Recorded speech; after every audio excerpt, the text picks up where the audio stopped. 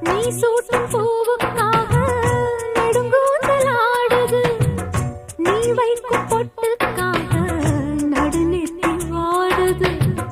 காத்தாடி ஒன்னத்தானே உயிர் நாடி தேடுது.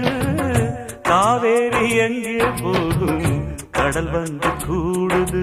அந்திப் பொழுதில் தென்னங்கிளையில் தென்றல் கூத்தாட மையை எழுதி மஞ்சள் குருவி கையை கோத்தாட அடங்காத ஆசை கொண்டு நானும் போராட.